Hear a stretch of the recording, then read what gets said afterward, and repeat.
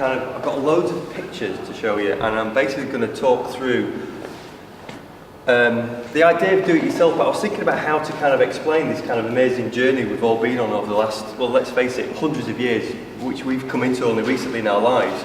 But I was trying to think, how do we explain what doing it ourselves is all about? And I thought the way I'd do it is to try and say, well, you know, why would we want to do it ourselves? How would we do it ourselves? And who is doing it ourselves? So I'm really going to talk about the why, the how, and the who of doing it ourselves. It could also have a different subtitle, which is, as my granddad used to tell me when I was little, the world isn't as it seems, and don't believe anything anyone tells you. So in the spirit of that sentiment, if you disagree with anything I say, or you think, what the heck was that all about, do grab me afterwards, or ask questions at the end, because this is what it's all about. There's loads of slides, so I'm going to go through them relatively quickly, but they all try and say something about this spirit of working collectively, doing it ourselves and trying to change the world. So, the why. Well, the why, I suppose, when we're going to start tackling this question of why, what is this all about, I feel that we've got to start at the beginning.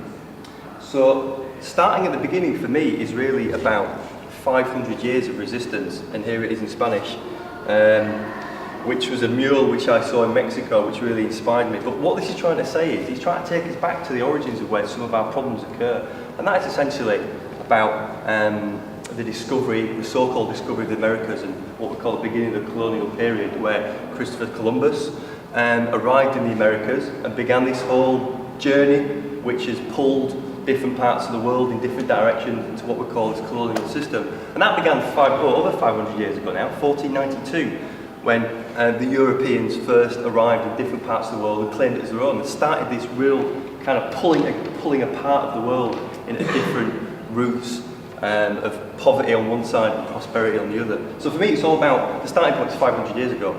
And what happened then, this is a slave ship, what happened after that journey was, really, the colonial economy, let's call it, was really based around pulling people from different parts of the world into slavery. Not a slave trade, but slave trafficking, where people were pulled into this, out of Africa, taken to different continents.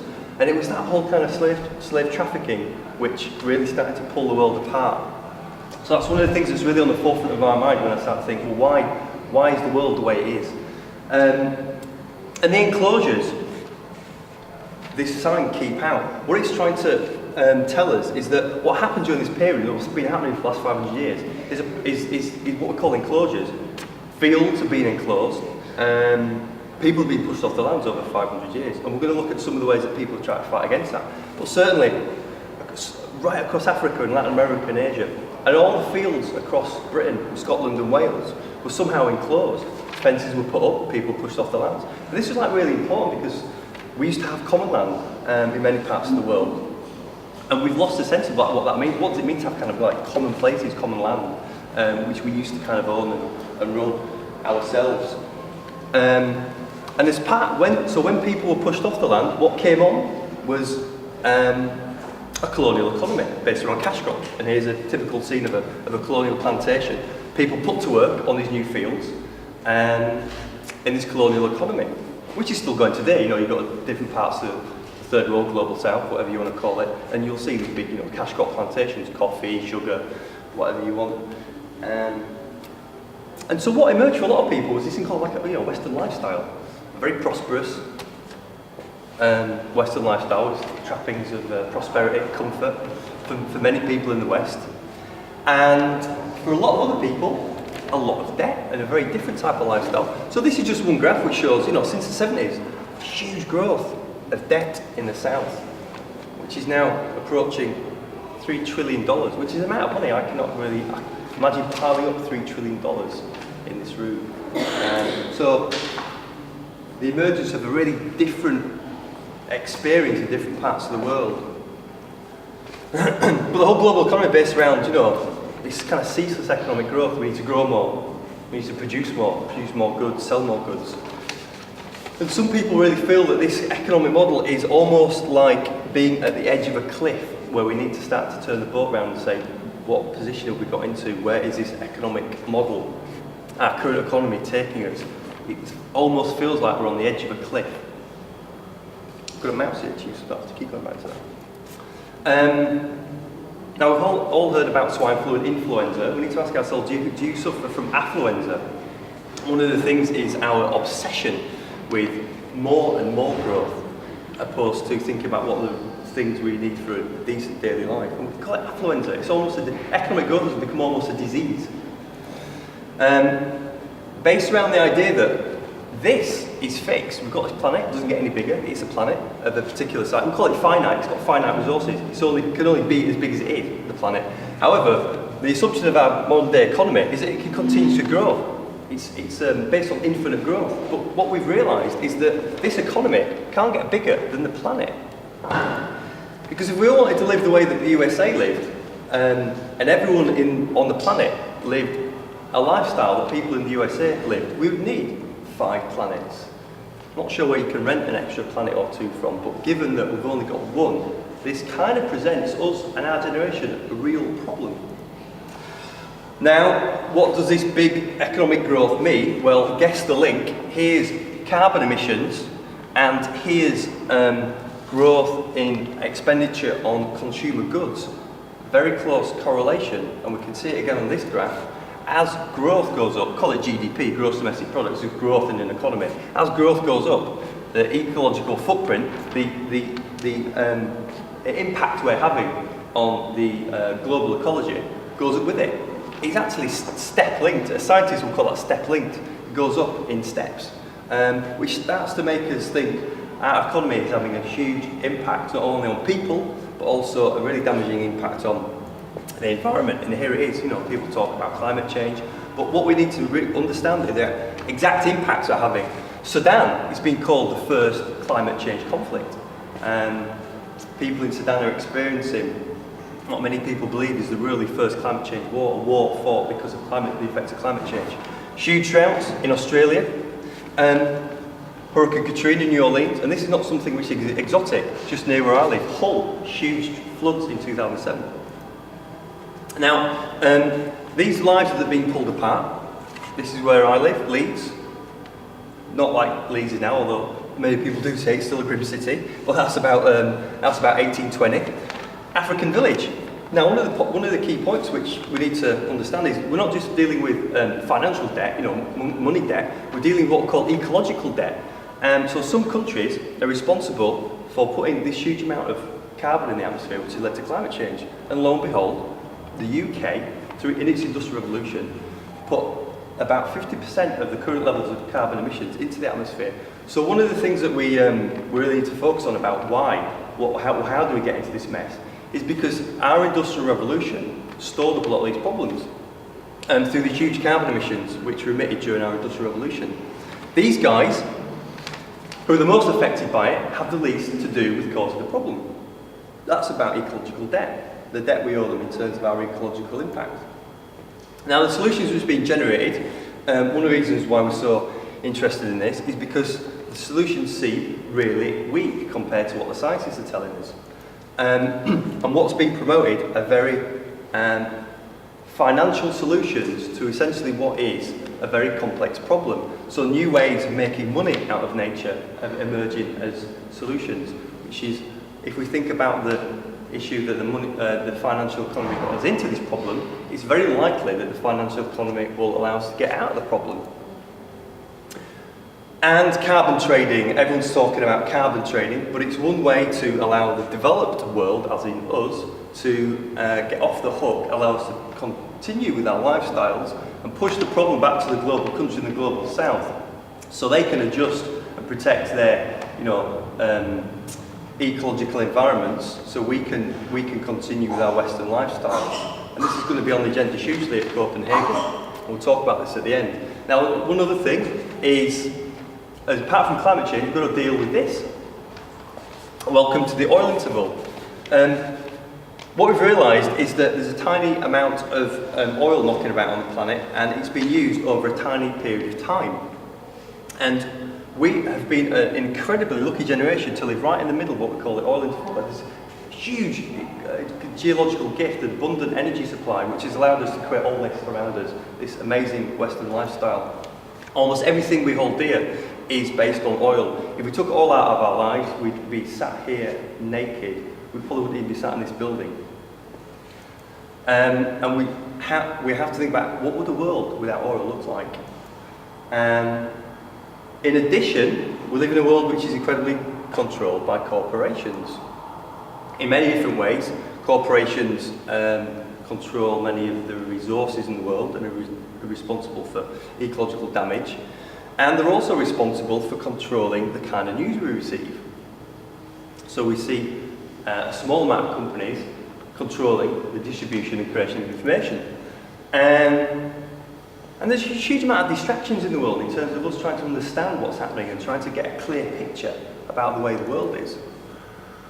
Additionally, this is the depressing part of the talk. It's going to get much more positive in a minute. The way it's presented, we can change the world is by voting once every 4 years, which gives you not many chances in your whole lifetime to effect change through the ballot box. However, step forward, everyone else, because the point is there's many people with a huge amount of different solutions who can take a lot of these on, and part of this process today is stepping forward and saying we want to be part of creating a very different world. And we're not just here because we want to kind of create some kind of create some kind of structure where we can have loads of different meetings. We're here because on one level we're dreamers. We're dreamers about a new beautiful world which we know we can create, and we're carrying this in our hearts. So for me, a lot of this is about those dreams that we carry with us now. We can put them into practice every day. But how would we do this then? There's millions of different ways, and over the years, we've been engaging with lots of different people doing this. For me, it's really about politics of hope. The hope that we can actually transform the world, and we actually know we can. It's about us all doing it together, getting together in spaces like this, and pooling our collective knowledge. It's really about thinking outside the box. How else being incredibly creative about the problems we face. It's about being really networked. So it's about understanding people across the different parts of the world, what solutions they're coming up with, how we can learn from them. And it's about being butterflies and bees, and not being afraid to find an idea somewhere, take it to your different context, see how it works there. And it's not about finger pointing and blaming. So it's not about saying, you got it wrong, it's your fault, we're in this because of what you've done. But it's about positively saying, how can we transform the world together? And it's about making decisions together in quite a participatory way. But it's also about understanding root causes. So it's not just about seeing the problems, the leaves on the tree. It's about thinking, how do we get into this situation? What's going on below the surface? What's going on below what we can see? And many of these slides are from the kind of work that we've done in Trapese. It's about thinking about cause and effects. What are the causes? What are the effects of all these problems in our world? And having a really good think about that together.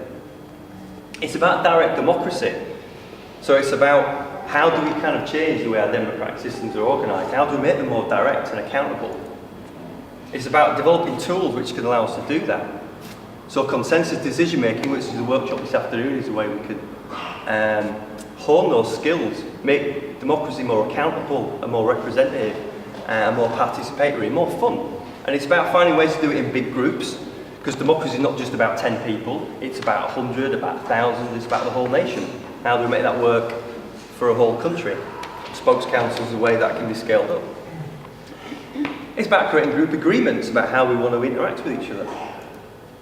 It's about getting together and learning collectively. This is a workshop we did with some young kids.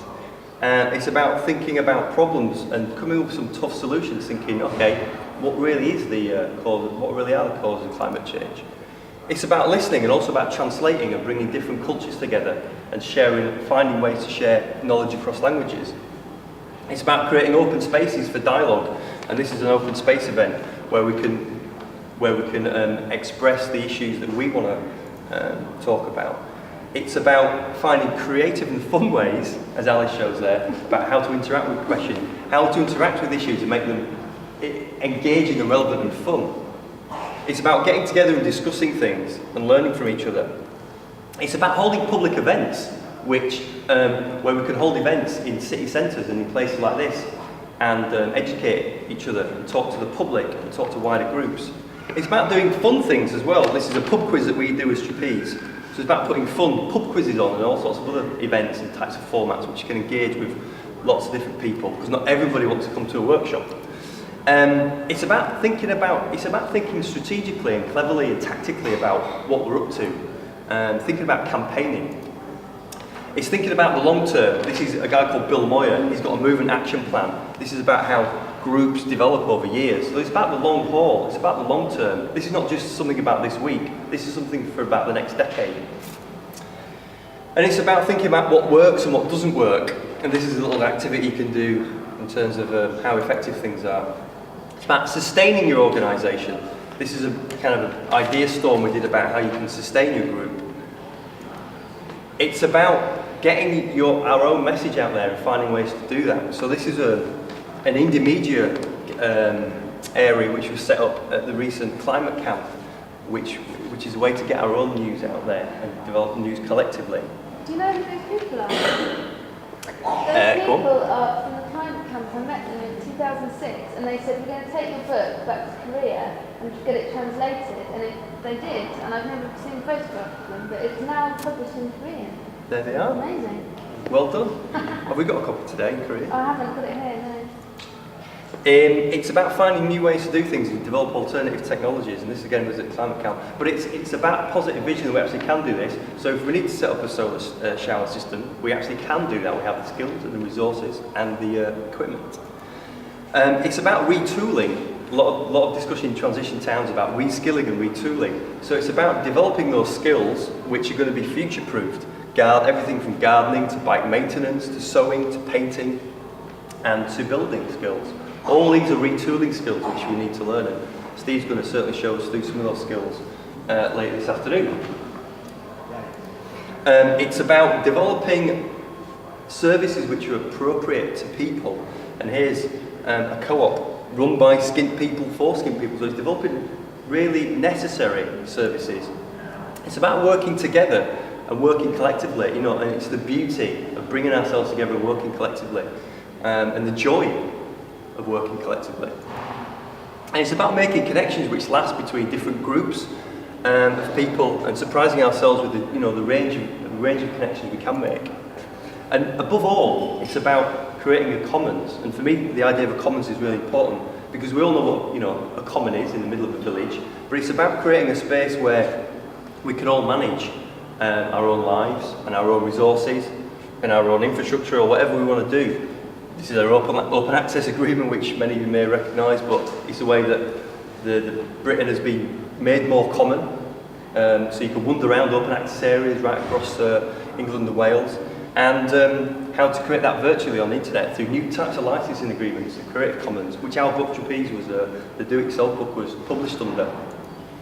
So what then? So who's doing this? You've heard the why and the how. Who's doing this? Because I could just do why, nobody could be doing this. So who's doing this? Well, we found a huge variety of groups right across the world who are doing this. And again, I think we've got to go a little bit back just to see groups in history. The diggers during the English Civil War, they were certainly doing it, creating common areas of land after the Civil War. The Luddites in 1812, who were breaking machines to try and stop what they saw as technology hurtful to commonality and their traditional ways of life. Remember all those struggles which many of us forget about, which is still really part of British culture. The miners' strike, the support and solidarity which was built up in that period. Many of you might remember these kind of demonstrations, the poll tax riots, where people got together right across the country and effectively mobilised against a really, really unpopular legislation. Greenham Common, let's not forget the inspiring struggle that Greenham Common was, bringing people together, and the solidarity that women showed to take on the growth of and the militarisation of Britain. Robbie Fowler, many of you may remember this classic scene on TV where Robbie Fowler showed his support for the striking Liverpool dockers and got extremely told off for it. But it's a way that the Liverpool dockers was an amazing struggle in the 90s, which was a really strong moment in industrial militancy in the UK. And then the emergence of what many people, even the Financial Times, called anti-capitalism back in 1999, June the 18th, 1999, where people saw this, for the first time, people started talking about anti-capitalists, people who started questioning capitalism. And I don't know what you were doing on June the 8th, on 9/11, when the World Trade Centers were hit by planes, but I was in a pink tank outside the Dicey Arms Fair, where it took me all day to make that pink tank. It was stood on by the police just after this, but never mind. But we were outside the Dicey Arms Fair protesting against the sale of weapons in London. It's about global struggle. So this is Emiliano Zapata, who said the land is for those who work it, from the Mexican Revolution, who inspired the Zapatista movement in Mexico. The Zapatistas are a group who from 1994 onwards have been taking land in the south of Mexico. Incredibly inspiring group who are still running their own communities. And these are the Zapatistas as well. And it's a rural revolution based around the needs of women as well. They have a revolutionary women's law. Here's me studying one of the fields in Mexico where we were helping build water systems, me and Tash, my partner. And this was recuperated land taken back by the Zapatistas from the old ranch owners. And it was a really empowering thing because they worked as wage slaves for hundreds of years, and for them to take back that land was really empowering. The Bruckmann workers in Argentina, a bunch of workers who occupied their own factories, they made very nice suits in Argentina. After the crisis 2001, they took back their own factories, started the machines again, and went back into production for themselves, not for the bosses. And they eventually won the ownership of their factory. Argentina was a wonderful moment in 2001, this outpouring of people wanting to manage their own lives. This is a big mural which is painted. We wrote a little booklet about it, which it's on the internet if you want to have a look at that. It's called Taking Back Control. We saw all these groups taking back control of their own lives, and that's outpouring of energy. The MST, what we call the Landless Peasant Movement in Brazil, they've been occupying land for 20 years, and then starting communities, growing their own food, setting up their own communities on land occupied by what we call in the large fincas, the large estates in Brazil, which have been owned by the rich and wealthy for hundreds of years. The slum dwellers movement the shack dwellers movement in Durban in South Africa, an amazing movement taking back land, as is the Poor People's Alliance in South Africa. So this is a really global movement for people trying to take control over their lives. The World Social Forum bringing people together across the world to discuss and debate about how another world is possible. Along with People's Global Action, which is a similar, more grassroots network, who've been organising days of global action over the 90s and early 2000s. So people not just struggling in isolation, but creating networks to do this together and to make links across continents. This was the G8, so the group of 8 nations meets once a year, although it probably meets less these days because the group of 20 have taken over. But the G8 nations meet every year, and this was Heiligendamm when they met in Germany in 2007. And tens of thousands of people walked towards the elite, exclusive seaside hotel where all the 8 world leaders met and occupied the perimeter of the fence. And this was a way that civil society turns up on the doorstep of the elite when the elite meet to talk about how they're going to run the world, to show their discontent and the fact that they want in on that process. And this is not just something which happens overseas. This is Rossport, a little community in the west of Ireland, where Shell have been trying to build a gas pipeline, and a number of farmers, 5 farmers, were jailed for breaching an injunction which Shell brought against their lands. So these are struggles right at home as well, which are connecting people right across the world. This is something which emerged from Hurricane Katrina, a health clinic called Common Ground, who were doing grassroots health work when there was in a complete absence of health provision after that huge hurricane. Remember Hurricane Katrina in New Orleans. And again, the Zapatistas, where I lived in Mexico, setting up their own little kind of health huts almost in the jungle to provide their own health services where there was absolutely none. Climate camp, well, it's something which has been going for about 5 or 6 years, but what we can see is kind of climate disobedience movement, climate activism emerging. People try to take action on climate change, and the climate camp's been meeting now for 4 years, having these annual action camps outside big polluters. So this is outside Drax Power Station in the north of England. where people have been trying to stop those big carbon polluters. This was an event last year which I was involved in, where we stopped a coal train going to a power station and tried to shovel all the coal off the train hoppers. It would have taken us quite a while to do it actually, but we stopped after about a couple of foot down. But the idea was that Drax Power Station is the biggest emitter of CO2 in Britain, and we wanted to say something about the need to stop the emissions of carbon from that power station and push Britain towards a more sustainable energy policy. And we even dressed up as canaries to show about the danger of the canary in the mine. And it's not all just about, kind of green issues. This is solidly about creating green jobs, and this was a protest in Wales. The struggle for climate change is a struggle for more green jobs, to completely reorient the way our economy works. And it's about local issues as well. So climate change is having a huge impact in places like Yorkshire, where there's a lot of flooding. So this was a visit to people who owned the airport in Yorkshire, trying to stop aviation expansion, to stop climate change. And many people taking direction in a whole bunch of kind of rich and very creative ways, supergluing things to the Department for Trade and Industry building against airport expansion, occupying runways, airports, to try and kind of break that mindset that airport expansion must always grow, and that's the only way we can travel around. Pulling in this is a climate camp outside Heathrow Airport, and one of the things here was that it was a way we were trying to use scientific arguments to say our actions are based on science, because the scientific community is saying we're facing real problems in terms of tackling climate change, and we're just responding to that. And at the same time, many people occupying buildings, taking back infrastructure in cities, finding buildings which are empty, giving them a lick of paint, taking them over, reopening them for the community.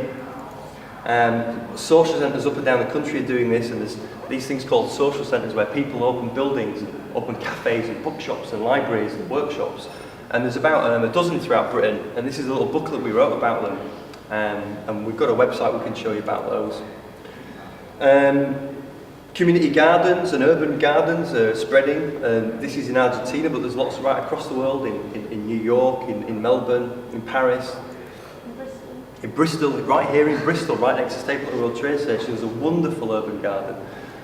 This is Christiania, where a lot of people are going to be converging for the UN talks in December. But Christiania is a wonderful self-managed community which has been going since the 70s, where people have been building their own houses, organising their own lives, developing their own cafes, their own bike workshops, their own production, their own food growing. And it's also about having fun, ridiculing, having fun, urban pranking, subverting, culture jamming, all these things. Because being involved in social change has got to be a really inspiring, fun process. And one of the groups that's been doing some really fun, inspiring stuff are the Yes Men. They found ways to act as all sorts of official figures, including commentators, from the World Bank and the World Trade Organization, to get themselves on TV to do all sorts of commentating. So this was an entire spoof which went out live on BBC World News. So it's a way we can kind of intervene, using our kind of creative nous in the world. This again is what we call urban pranking, where people were praying to products in Selfridges on Oxford Street in London. Literally a group of people would get around Gucci handbags and pray to the goddess of consumerism. It's a spectacle to see on a Saturday afternoon, which kind of breaks that spell that all we have to do on a Saturday is shop. The Rebel Clowns Army, who've been putting colanders on their heads and dressing up as rebel clowns for 5 years, have been mixing the ancient art of being a clown with contemporary social change campaigner. And creative ways to take to culture jam, to take the most innocent cultural symbols of our time and completely subvert them only with a green pen. I'll let that wild on your imagination. The culture jamming is really important. This is a newspaper which was created in Yorkshire, but in Leeds. It's actually called the Yorkshire Evening Post, but it was changed to the Yorkshire Evening Pest, and I believe there's an equivalent in Bristol. The Evening Pest has emerged as opposed to the Evening Post. And you can make your own newspaper and mimic the local headlines. Getting our own news out is important. As I said, the Indomedia network is really important in terms of getting our own message out.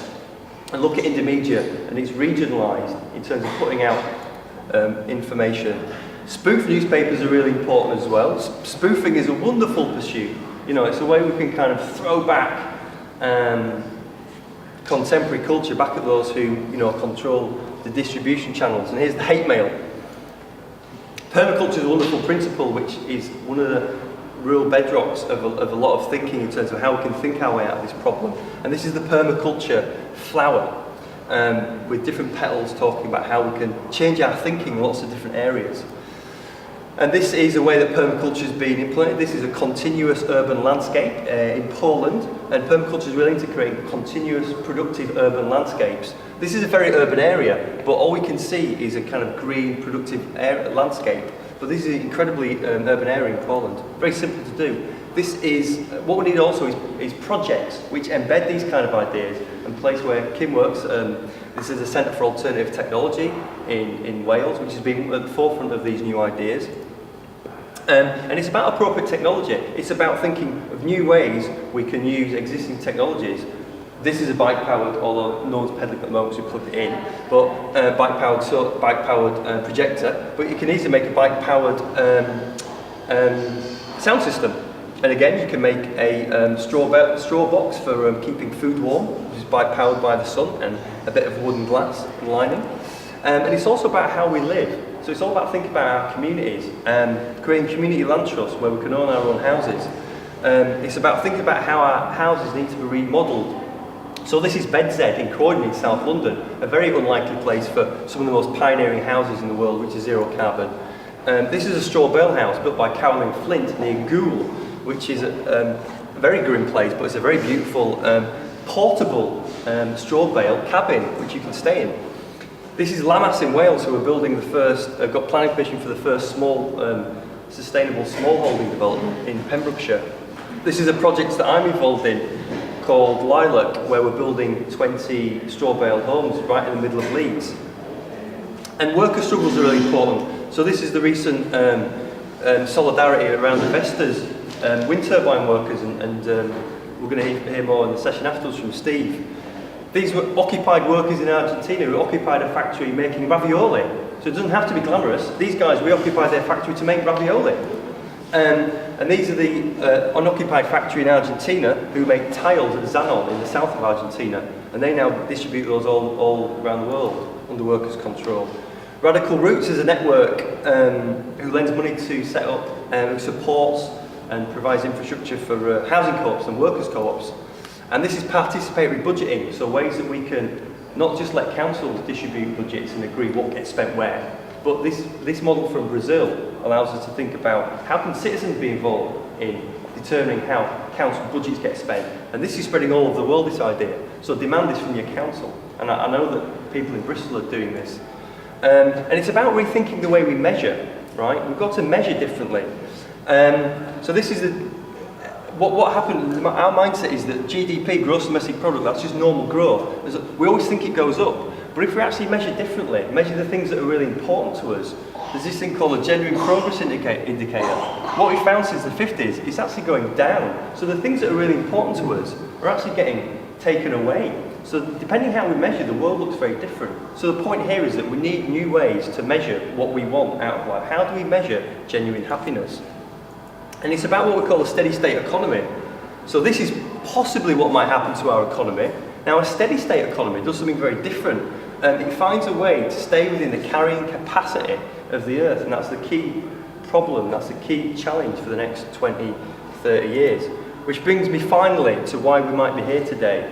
The UN-sponsored talks in Copenhagen are called the COP15, which is the 15th talks of the UN conference, which has been happening for the last 15 or so years. It's happening in December, and this is a real crucial point for us as people involved in wanting to make the world a better place. There's many groups organising around Copenhagen, and we're going to hear more throughout the day about why people are organising and how they are in the lead up to these climate change talks. But one of the most inspiring groups is the Climate Justice Now network, which is a network of groups from all over the world reputedly has a membership of over 1 billion people, if you tally up the numbers of all the different groups who are involved in that network, who are demanding a particular kind of solution to come out of Copenhagen. And it's a particular kind of solution based on a number of things. This model, contraction and convergence, is, I think, key to a solution, which I'm certainly pushing for as part of the Copenhagen talks, which is about equality, essentially, about global equality. A deal's got to come out which is good for the global south as well as the global north. And it's about how we can contract the amount of carbon we put into the atmosphere, but converge around a particular target which is equal to everyone. Now it's quite a technical model, but we can talk about that later if people want, but contraction and convergence is a key idea we need to get out there. And it's also about rejecting market-based, money-based solutions, so rejecting the idea that we can use financial mechanisms to get out of this problem, because the financial kind of mechanisms got us into this problem. And it's about thinking, what is a non-financial solution to tackling climate change? And that's a big question, but it's one we've got to ask, because it's about thinking about what are the causes of climate change. And it's about us all, and it's about a multitude of different responses and demands and desires for the future. And it's about us, and it's about you, because who will shape the future? Well, the answer is very simple. It's you. Not him in particular, although he's part of his own solution. But it's about us all. And that's it. Apart from say two final things, which is at the place that Kim works, at CAT, we're running this course in November, which is called Emergency Planet Earth. So we're going to look at these issues, some of these issues in more detail and some leaflets, but if you want to come to CAT for a short course. And just so you know a little bit about me, I run this master's programme at Leeds called Activism and Social Change, so a lot of things I've just been rabbiting on about for the last half an hour from this, from the stuff I do at Leeds University for this master's course. So that was a bit of a whirlwind through lots of ideas, so thank you very much for listening.